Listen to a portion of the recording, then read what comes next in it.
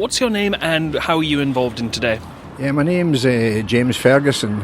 I was born in 26 King Street, just along here, which was the family home, which was devastated in the early hours of the 6th of May 1941 when the landmine dropped in First Aid Post number 5. My father, who had done 2 shifts back to back in the shipyards, he'd donned his Home Guard uniform and gone up to help to man the ACAC guns above Arcoston. Came home from there partially deaf, went to bed absolutely exhausted when the sirens went off, and my mum grabbed my big brother out of his cot and went into the close where it was their shelter. And when the bomb exploded, everybody in the close thought it was the gable end of our building collapsing, but it wasn't. Tragically, as they discovered, it was the landmine hitting First Aid Post number 5. All their windows were all blown in. Their fireplaces were all blown out 3 feet from the wall. My father was wakened not by the bomb because he was partially deaf, as I say, manning the ACAC guns. There were 2 things waking my father. The firemen who had followed the 2 parachute mines all the way up from Paisley Cross had come into the buildings because of the devastation, the damage that was done with all the windows coming in. So my mum and dad's house was in the ground flat of the tenement. The firemen climbed in through my father's bedroom window. So he heard them coming in, but he also heard my mother screaming blue murder in the close. And it was those 2 things that wakened my dad up. So they escorted him out. They then heard that First Aid Post had been hit, and he put on his uniform, went over the wall to try and help, which is just along there, the wall just there. Unfortunately, there was very little that could be done. My father actually picked up a piece of the parachute cord which the mine was attached to. It was 1,000 kilograms, this mine. They were actually old naval mines which the Germans had adopted because everyone realised that they were magnetic mines. So what they did was they demagnetized, degauzed the ships. The mines were useless. What the Germans did was converted them and put these parachutes onto them to then drop them down on our populace here in England and Scotland and elsewhere. They were absolutely devastating. They put in an atmospheric switch into them so that when they were near the ground they exploded. That was a dastardly thing the Germans, that was the thinking of the German people to do that to us.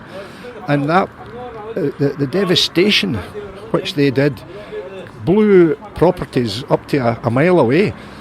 And that's what happened with this particular mine. It devastated their family house, and it meant such a lot to my mum and dad. And you've got the cord in front of me. May I touch it? May Yes, I feel it? Because yes. I'm feeling this cord, and it's remarkable to be touching a 75-year-old piece of history. Yep. I mean, this thing, it fell down, and it survived the fires, and it survived the bombing, and Correct. then your father took it home. Correct. And you've had it ever since that day. It's been in our family house ever since. My father, I didn't inherit this when my dad died. My father went into the bedroom a month before he died, and he came out and handed me this, said, "I want you to have that, son." I said, "Dad, that has always been in this house." He says, "I know, but I want you to have it."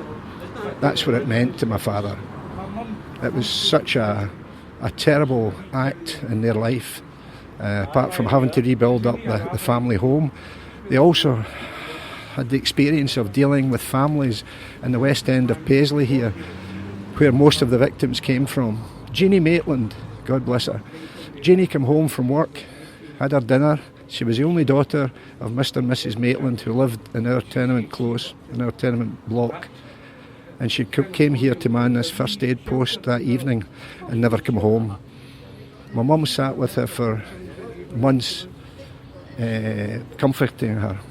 And as I grew up in the tenement, I was born in 26 King Street, and as I grew up there, my mum always said to me, "If Mrs. Maitland wants a message, son, you make sure you run it for her."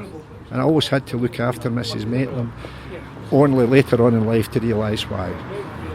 I can't imagine what that must have been like, going to bed one night and waking up the next morning and everything being gone, a completely different world. Absolutely. I mean, Mum and Dad were just married, I beg your pardon, in 1939.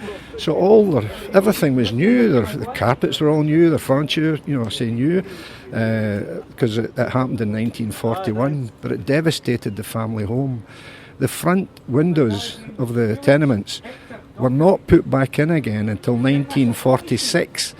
So for 5 years, everybody in all these tenements around here, any of these buildings here, they had no glass. So they had to have their windows all boarded up. So the front rooms were in darkness. Anything facing that devastation was in darkness. It even blew the windows in the Ferguson cotton mill just over here. It's nearly a mile away from where the bomb landed.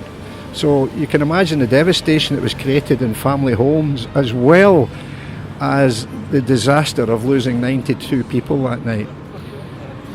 What was it like in Paisley the following days and weeks? How did the town come together and support each other after that?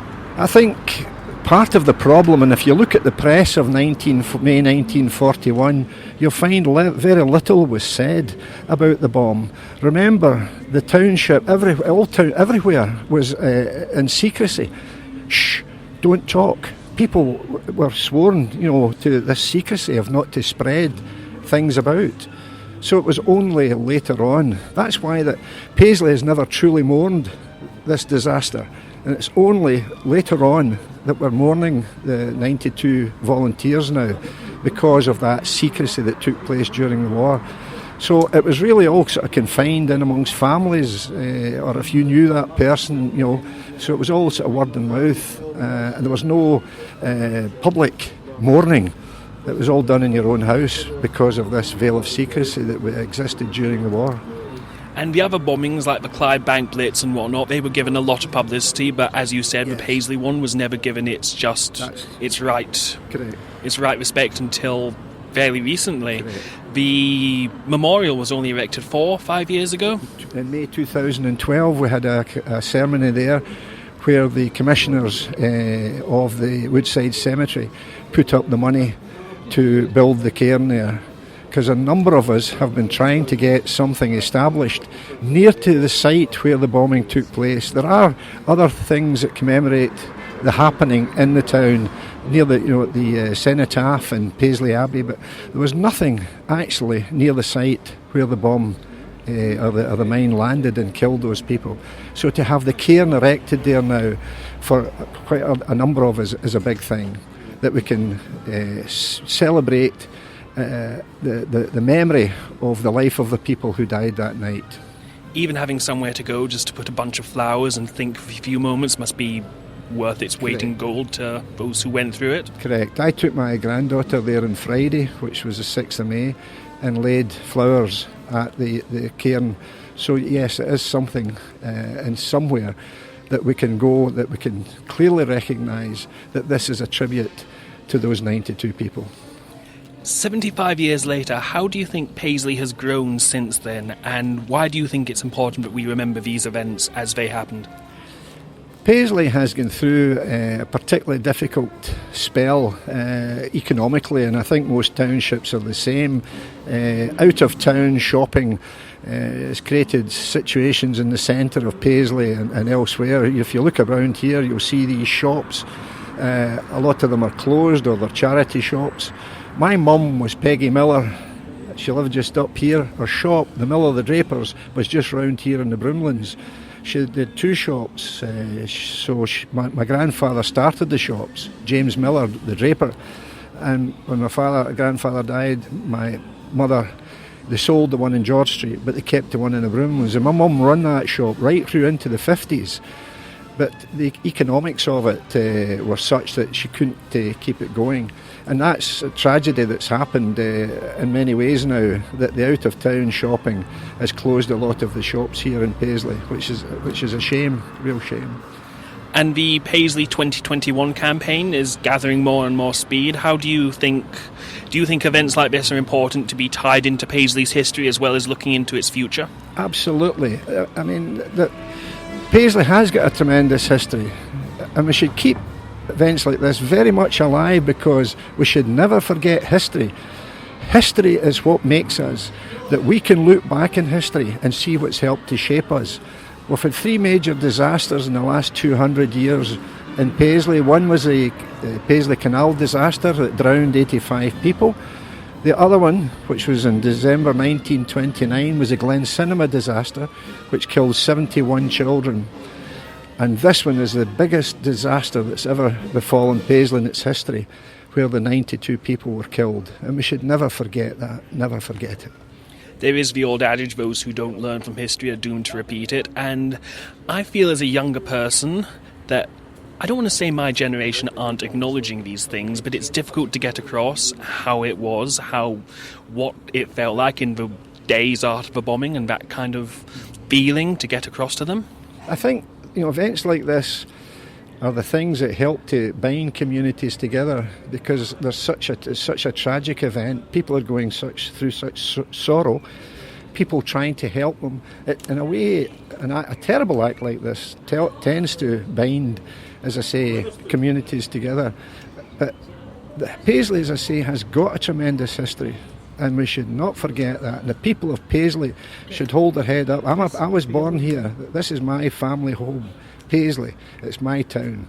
I know I've moved out and live in Barrhead now. That was just through choice, getting married and so on, getting a family home. But my roots are still here, and we should never forget our roots. A born and bred buddy. Correct, very much so. And still support St Mirren in a way. I don't go to the football now, but I do watch what happens to them, because a lot of my family, particularly my son-in-law Stephen, and the grandchildren, the boys, are very much into supporting St Mirren Football Club. They go there every Saturday for the home games. So yes, my family are still bound to Paisley. And in a way, do you think your family will always be bound to Paisley? No matter where they go in the world, they'll always have Paisley in them? Yep, I'm trying to instill that into my grandchildren. I took my granddaughter, my youngest grandchild, on Friday. We went round Paisley, and I was showing her the family home here where I was born in King Street. I took her to where we used to live in Marie Road. I took her to where we lived in Braemount Avenue in Glenburn. I took her to where her mum and dad's first house was in Weaver Road. And I took her with me to lay flowers at this memorial here. So I'm trying to instill into the grandchildren part of the history of my family and part of the history of Paisley. And we should all be doing that. We should all be keeping alive our history and knowledge of Paisley.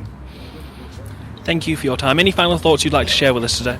Yes, today is quite a thing, I believe, in marking this 75th anniversary of the bombing of First Aid Post number 5 at Woodside. We had a great turnout of people, and they obviously have their own memories of what's happened within their family members on that particular night. And I'm delighted that the Town Council, have supported this event, and Anne came along here as part in representing the council. So it was super that this is now happening and been recognised by the Town Council in this way. Thank you so much for your time. Thank you.